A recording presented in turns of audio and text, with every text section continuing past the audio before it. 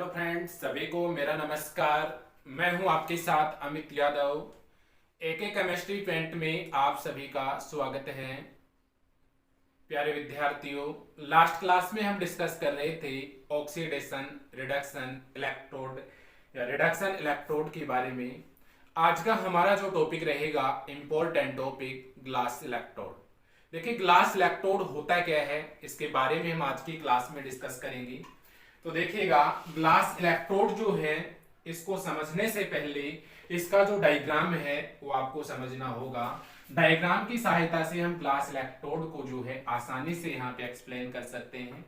तो देखिएगा प्यारे विद्यार्थियों, ग्लास इलेक्ट्रोड जो होता है, ग्लास ग्लास इलेक्ट्रोड जो होता है उसमें इस प्रकार का हम एक कांच का ग्लास लेते हैं।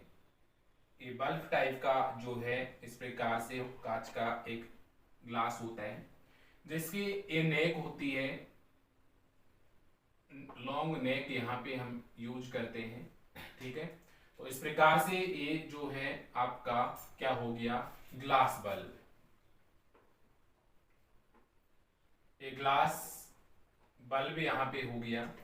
ग्लास बल्ब जो है, इस ग्लास बल्ब की ये जो है, ये वाला जो पार्ट है, इसको हम कहते हैं लॉन्ग नेक। लॉन्ग नेक, लंबी गर्दन वाला जो भाग है, इसको हम कहते हैं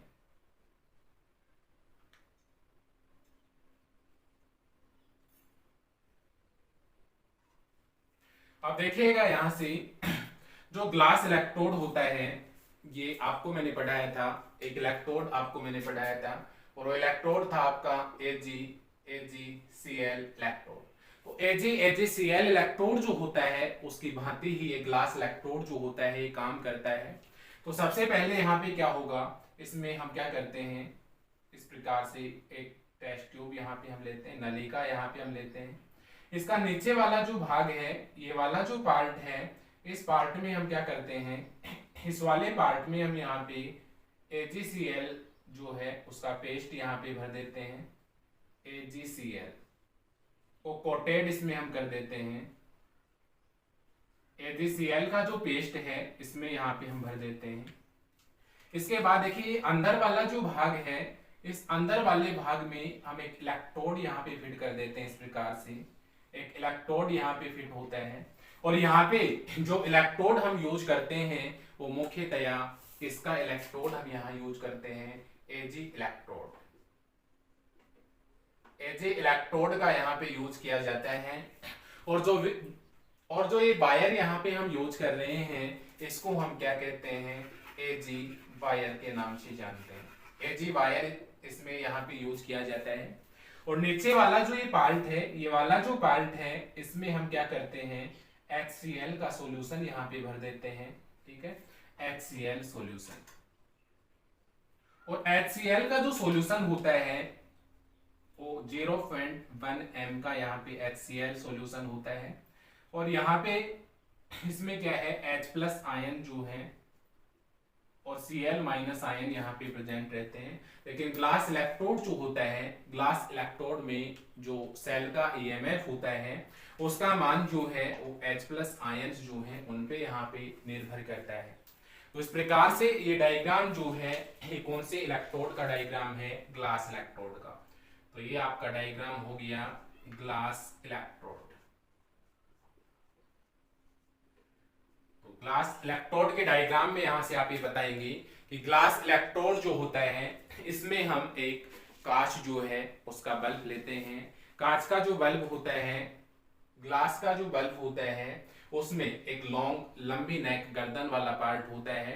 नीचे वाला जो ये भाग होता है बल्ब वाला, इसमें हम HCl का सॉल्यूशन भर देते हैं। और HCl का सॉल्यूशन जो है उसकी कंसंट्रेशन 0.1 m होनी चाहिए। साथ ही साथ ऊपर वाला नेक वाला जो ये पोर्शन है, इसमें हम एक नलिका फिट कर देते हैं। और नलिका जो है, इसमें AgCl का पेस्ट यहाँ पे भरा जाता है। AgCl कोटेड जो है पेस्ट जो है इसमें यहाँ भरा जाता है। और यहाँ पे जिस इलेक्ट्रोड का हम यूज करते हैं वो Ag इलेक्ट्रोड यहाँ पे यूज करते हैं। और यहाँ पे जो वायर यूज किया जा रहा है, उस वायर को हम कौन सा वायर कहते हैं प्यारे विद्यार्थियों, Ag वायर यहाँ पे कहा जाता है। तो देखिएगा, इसका थ्योरेटिकल जो पार्ट होता है, उस थ्योरेटिकल पार्ट में आप यहां से नंबर 120 लिख सकते हैं कि ग्लास इलेक्ट्रोड में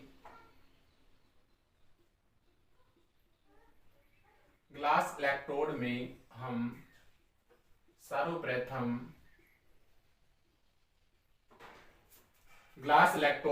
सर्वप्रथम एक लंबी नेक का ग्लास बल्ब लेते हैं।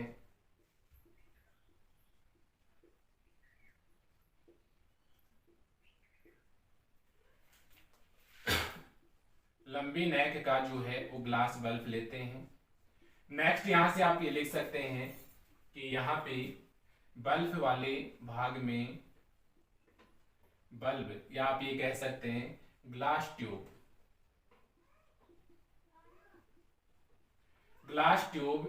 बल्ब वाले भाग में,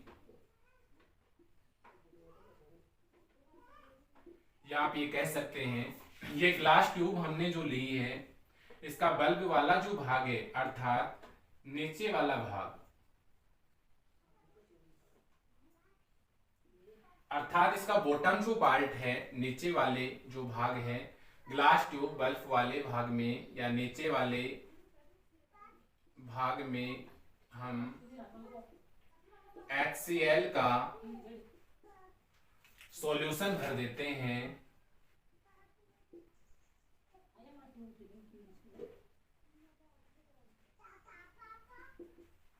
HCl सॉल्यूशन की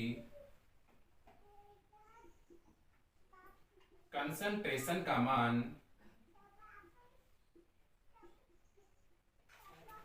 मैंने आपको बताया 0 कितना होता है 1 m। कंसंट्रेशन का मान 0.1 m होता है। इसके बाद में देखिए यहाँ पे आगे जो है इसका ऊपर वाला जो पार्ट है, नेक वाला जो पार्ट है, इसमें हमने एक नलिका को फिट किया और इस नलिका में हमने क्या किया, AgCl का जो पेस्ट है उसको यहाँ पे भर दिया। तत्पश्चात बल्ब के ऊपरी भाग में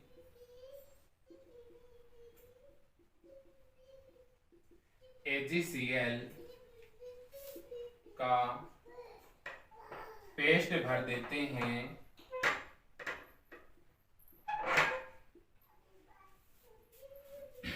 पेस्ट भरने के पश्चात हम यहाँ क्या करते हैं, अब इस भाग में Ag इलेक्ट्रोड जो है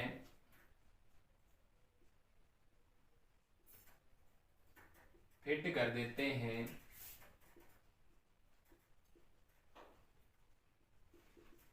तथा यहाँ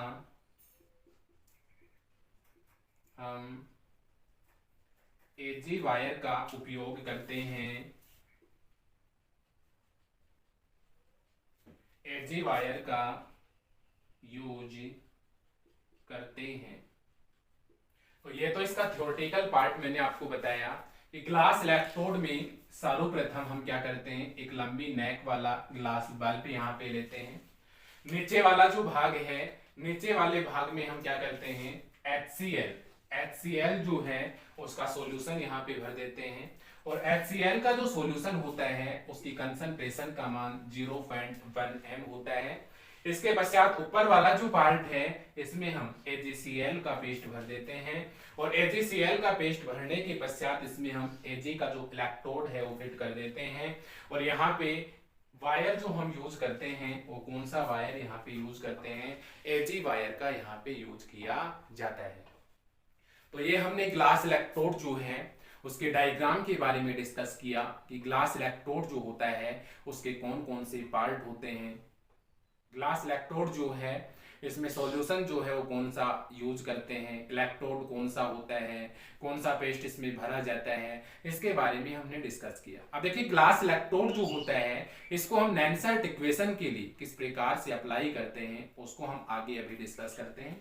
तो यहाँ तक जो है आप इसका स्क्रीनशॉट यहाँ से आप ले सकते हैं। इसके पश्चात हम यहाँ से आगे बढ़ते हैं। तो यहां तक जो है आपने इसका स्क्रीनशॉट ले लिया होगा। मैं यहां से इसको मिटा देता हूं। तो देखिएगा आगे यहाँ पे प्यारे विद्यार्थियों, मैंने आपको बताया कि ग्लास इलेक्ट्रोड जो होता है, इसकी क्रियाविधि जो होती है ये AgCl इलेक्ट्रोड की भांति होती है। और आपको पता है AgCl इलेक्ट्रोड जो होता है, AgCl इलेक्ट्रोड में AgCl जो है ये 1 इलेक्ट्रॉन को ग्रहण करता है और 1 इलेक्ट्रॉन को ग्रहण करने के पश्चात यहाँ से Ag प्लस Cl माइनस का यहाँ पे फॉर्मेशन करता है। अब यहाँ से देखिएगा आप AgCl जो है सॉलिड फॉर्म में होता है और Ag प्लस जो है ये भी सॉलिड फॉर्म में होता है। और यहाँ पे जो प्रोसेस संपन्न हो रही है वो कौन सी प्रोसेस यहाँ पे संपन्न हो रही है? रिडक्शन की प्रोसेस यहाँ पे संपन्न हो रही है। तो यहाँ पे AgCl जो है 1 इलेक्ट्रॉन को ग्रहण करता है और यहाँ से Ag प्लस सॉलिड और Cl माइनस का यहाँ पे फॉर्मेशन कर लेता है। प्यारे विद्यार्थियों, आप सभी को पता है ये जो है ये प्रोडक्ट है और ये वाला जो भाग है आपका रिएक्टेंट है। अब इसको हम नैनसर्ट इक्वेशन के लिए अप्लाई करते हैं और नैनसर्ट इक्वेशन आप सभी ने पढ़ा है, मैंने आपको पढ़ाया था। और नैनसर्ट इक्वेशन क्या कहता है? अकॉर्डिंग टू नैनसर्ट इक्वेशन वी नो दैट, हम जानते हैं नैनसर्ट इक्वेशन के अकॉर्डिंग हम जानते हैं, क्या जानते हैं प्यारे विद्यार्थियों? ई सेल का जो मान है बराबर होता है ए नॉट सेल माइनस का RT अपॉन NF ln, ये होता है आपका product bye reactant. Equation number first और इक्वेशन नंबर सेकंड। समीकरण फर्स्ट तथा सेकंड से हम क्या लिख सकते हैं? समीकरण 1 तथा समीकरण 2 से। समीकरण 1 तथा समीकरण 2 से यहाँ पे हम क्या लिख सकते हैं? देखिए ग्लास इलेक्ट्रोड यहाँ पे हम डिस्कस कर रहे हैं तो ये E ग्लास हो जाएगा, ये आपका ग्लास हो गया। ए ग्लास इक्वल टू यहाँ से ए नोट ये आपका ग्लास हो गया और माइनस का यहाँ से RT अपॉन NF हो गया और ये ln आपका प्रोडक्ट एक्टिविटी ऑफ यहाँ पे Ag प्लस और यहाँ से एक्टिविटी ऑफ Cl माइनस हो गया और यहाँ से एक्टिविटी ऑफ आपकी AgCl। इक्वेशन नंबर आपका थर्ड हो गया। तो यहाँ से हमने इक्वेशन नंबर 2 जो है इसको ग्लास इलेक्ट्रोड के रूप में कन्वर्ट किया। तो यहाँ से ए ग्लास का जो मान है बराबर हो गया E naught glass minus RT upon NF ln activity of Ag plus activity of Cl minus by activity of AgCl। अब यहाँ से देखिए समीकरण 3 जो है, समीकरण 3 का log 10 लेने पर,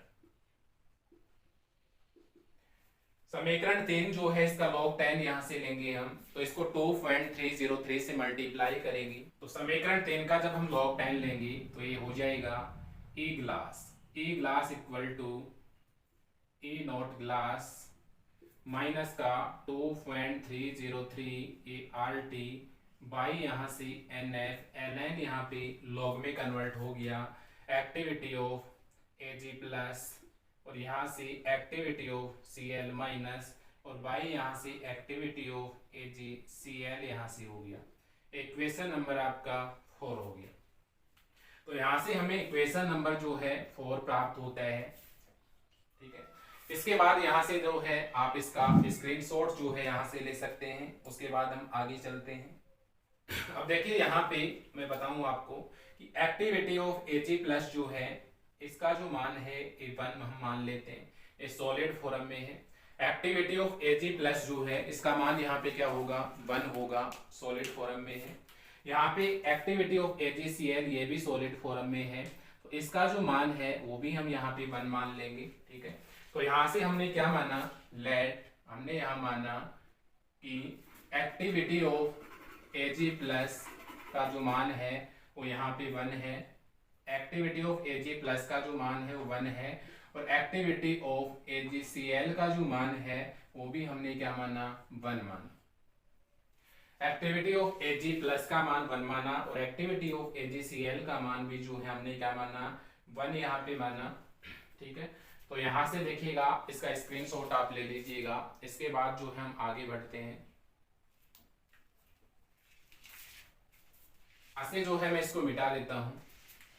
अब आगे जो है यहाँ से देखिएगा, हमने यहाँ पे माना एक्टिविटी ऑफ Ag प्लस का मान 1 एंड एक्टिविटी ऑफ AgCl का मान 1, तो यहाँ से हम लिखेंगे ए ग्लास का जो मान है बराबर होगा ए नॉट ग्लास माइनस का 2.303 RT बाई NF, ये लॉग हो गया, और एक्टिविटी ऑफ यहाँ से हमारे पास क्या बचा Cl माइनस।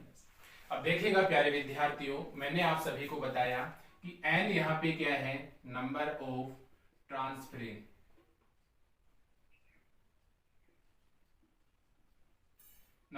ट्रांसफरिंग इलेक्ट्रॉन है, और नंबर ऑफ ट्रांसफरिंग इलेक्ट्रॉन जो है इसका मान N का मान हमने मान लिया 1 है। F यहाँ पे क्या है,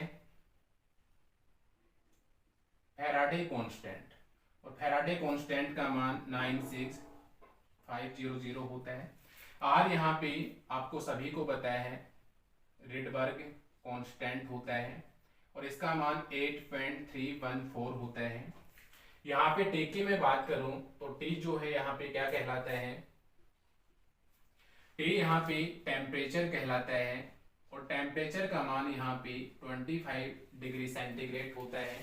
ठीक, तो ये मान यहाँ पे हम रखेंगे, और आप सभी 2.303 RT बाई F का जो मान है बराबर होता है 0.0591 के, 0.0591 के यहाँ पे बराबर होता है।